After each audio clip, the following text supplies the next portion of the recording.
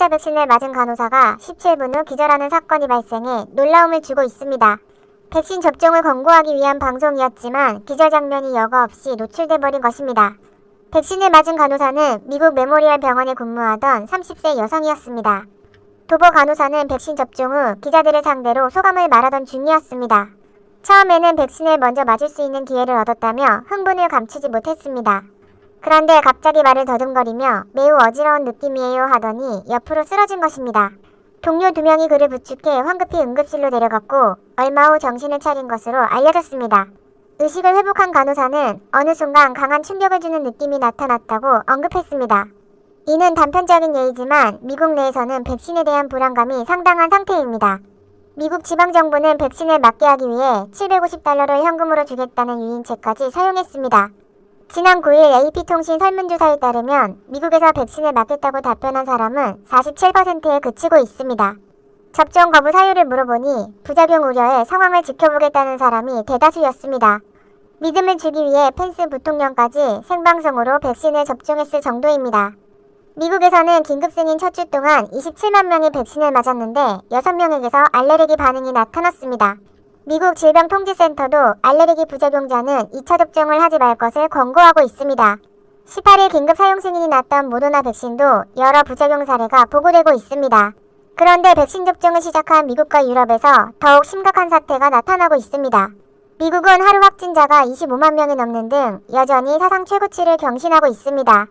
8일부터 백신 접종을 시작한 영국은 그 후 더욱 가파른 상승세를 보이고 있습니다. 이는 백신이 나왔다는 안도감에 긴장감이 풀려서일 수도 있지만 문제는 변종이 나타나고 있다는 것입니다. 영국 내에서는 감염력이 70%나 높은 변종 바이러스가 등장했다고 밝혔습니다. 60개 지역에서 변종이 발견됐으며 그 감염 사례가 1000건 이상으로 나타났습니다. 백신이 무효화될지 여부는 현재로선 알 수 없다고 밝히고 있습니다. 노팅엄대 교수는 많은 바이러스에서 유전 정보가 빠르게 바뀔 수 있다며 때로는 이런 변화가 백신을 무력화하기도 한다고 말하고 있습니다. 이런 상황에 존슨 영국 총리가 국가 봉쇄와 유사한 4단계를 발령하면서 긴장감이 더욱 높아지고 있습니다. 하지만 발표 직후 크리스마스 선물을 미리 구입하기 위해 시민들이 거리로 쏟아져 나오는 진풍경까지 발생했습니다. 게다가 100만 명이 접종했지만 부작용이 없었다던 중국에서조차 놀라운 소식이 전해지고 있습니다. 시노백 백신을 맞고 우간다, 앙골라, 세르비아로 파견 나갔던 중국인 직원들에게서 집단 감염이 발생한 것입니다. 앙골라에서는 최소 17명의 중국인이 감염됐으며 세르비아 텐진 전력에 근무하던 400명의 중국인 가운데서도 300명이 확진 판정을 받은 것으로 나타났습니다.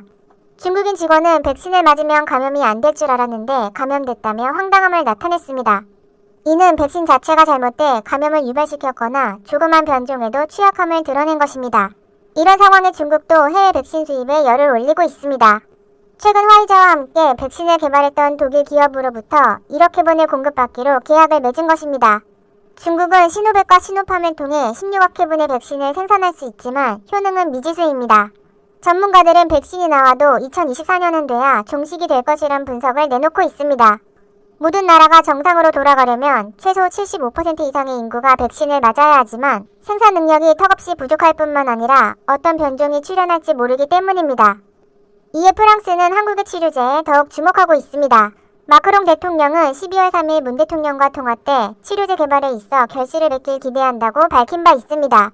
그런데 지난 17일 마크롱 대통령이 양성 판정을 받는 놀라운 일이 발생했습니다. 그 후 프랑스 통상장관은 17일에서 19일 한국을 방문했고 협력을 적극 당부했습니다. 특히 18일에는 셀트리온 부회장을 만나 코로나 항체 치료제에 대해 높은 관심을 보였습니다. 프랑스 장관은 셀트리온이 코로나 분야에서 혁신적인 기업이기에 만났다고 설명했습니다. 프랑스는 한국 치료제 효능을 간파하고 일찌감치 줄을 서고 있는 것입니다. 셀트리온 그룹은 프랑스 등 10개국에 해외 법인을 설립해 진출해 있는 상태입니다. 이미 10만 명분의 치료제를 생산했고 연간 200만 명분까지 생산이 가능하다고 밝히고 있습니다. 하루빨리 효과적인 백신과 치료제가 보급돼 코로나가 종식되길 바랍니다. 좋아요와 구독, 알림 설정은 콘텐츠 제작에 큰 힘이 됩니다. 지금까지